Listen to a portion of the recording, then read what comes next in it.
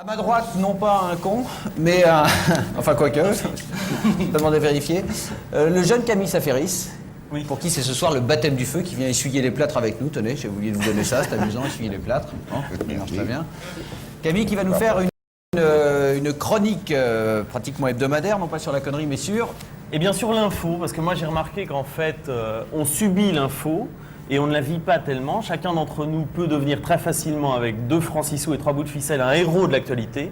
Et je vais donc venir régulièrement vous expliquer comment, avec des exemples précis que j'ai testés moi-même, évidemment. Alors, un exemple précis. Alors, pour commencer, l'espace. Vous le savez, c'est cet été qu'on a envoyé un 4e Français dans l'espace. On le voit ici, il s'appelle Jean-Pierre Ignoré, avec la première Française dans l'espace. Ça, c'est pour bientôt. Eh bien, vous aussi, vous en rêvez. Soyez le 5e Français dans l'espace. C'est très facile. Avec un budget très modeste, regardez. Niveau de difficulté à réaliser 4, à assumer 6. Avant tout, un entraînement intensif est nécessaire car au décollage, il y a une pression terrible. Habituez-vous aussi à l'apesanteur avec des objets de la vie quotidienne. Ici, un exercice en apesanteur simulé. Le jour J, gagnez calmement la rampe de lancement de Kourou en Guyane. Il y en a une au jardin d'acclimatation, par exemple.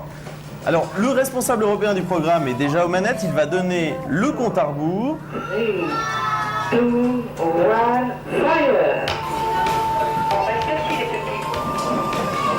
Et puis, très rapidement, c'est le décollage avec des vues de notre planète tout à fait exceptionnelles. Et voici comment envoyer votre femme dans le cosmos afin qu'elle soit la première Française.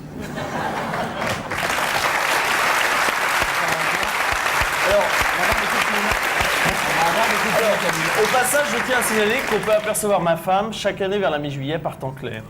Deuxième exemple. Alors, deuxième exemple, la mode. Vous savez que la haute couture de cet hiver a révélé ses tendances. Les grands couturiers ont choisi de laisser deviner la poitrine sous un léger voile de mousseline. Alors, vous aussi, offrez le luxe des grandes collections à madame. Regardez. Niveau de difficulté à réaliser 2, à assumer 12. C'est chez une mousseline. Alors, pour obtenir un joli voile de mousseline, il vous faut 125 grammes de purée en flocons, un verre et demi d'eau salée et une noisette de beurre. Voilà, c'est prêt. C'est horrible votre séquence. Sortez du magasin au bras de madame, qui ne manquera pas d'apprécier ce cadeau somptueux. C'est la femme que vous envoyez dans le cosmos une fois par an. Oui, c'est ça, c'est la même. Alors, flânez dans les quartiers chics, l'air de rien, vous voyez, en restant tout à fait naturel. Et vous verrez à quel point les passants seront étonnés par tant d'élégance. Ils ont été assez étonnés. On voit très étonné, oui.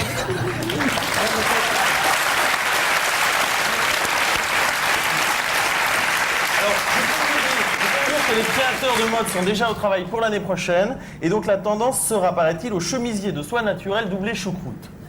Je commence à mieux comprendre votre démarche. Voilà. Encore un petit exemple pour enfoncer le clou. Oui, Jérôme. Quand je mange de la purée mousseline, je suis sûr que tout le monde en reprend. Vous êtes vraiment un collab sur les pubs, vous. Et là, est-ce que vous faites un petit volcan? Là, je suis... Pas forcément dans la purée. Alors j'ai deux autres idées en bref pour vivre l'actualité pleinement. Spectacle, Jean-Michel Jarre continue sa tournée. Il devait donner hier soir un méga concert à l'aéroport de Marseille, mais finalement ça a été annulé. Il a joué au stade Vélodrome. Pourtant, c'est très facile de jouer dans un aéroport. J'ai essayé. Je suis allé faire un concert de Jean-Michel Jarre. Regardez où? À Orly-Sud. C'est effectivement Orly-Sud. Un moment étonnant, un grand spectacle.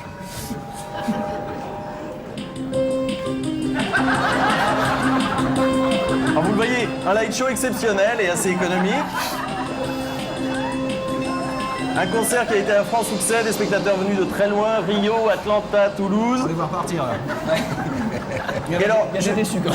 Quelques déçus. Et je continue ma tournée, j'envisage maintenant un grand show au Mammouth de Savigny-sur-Orge. Social, le Virgin Megastore s'est trouvé un bon prétexte pour rester ouvert le dimanche, la création d'emplois. Eh bien, vous aussi, trouvez un bon alibi à Virgin. Faites-en une église, le seul genre de boutique qui ait le droit d'ouvrir le dimanche. Accueillez les fidèles dans la prière et le recueillement, et surtout dans le respect des lois chrétiennes. Premier étage, missel. Deuxième étage, chant grégorien. Laissez les pauvres pêcheurs venir acheter les objets du culte, chants liturgiques sur CD, cassettes, au sous-sol Bible reliée, missel à prix coûtant. Les fonds recueillis serviront à la restauration des vitraux de la Mercedes de Patrick Zelnick, le PDG bien aimé de ce modeste diocèse parisien. J'en ai bien besoin, oui. À noter...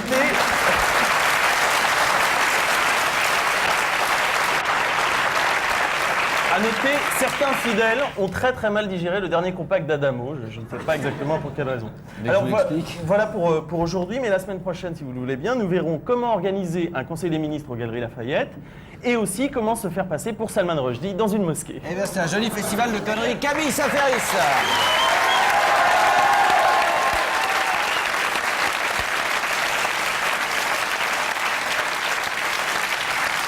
Je vous expliquerai aussi peut-être comment s'immiscer dans un dîner de cons. On va reparler, comme dirait Philippe tout à l'heure, de ce fameux dîner, en sa compagnie d'ailleurs, dans quelques instants. Mais comme la connerie est la chose du monde la mieux partagée, elle se niche aussi en Suisse. Et on a déniché une petite équipe de Suisses assez fêlés, qui se nomment eux-mêmes les gros cons, c'est pas moi qui l'invente, et qui nous ont livré ce petit bobino. Regardez ça.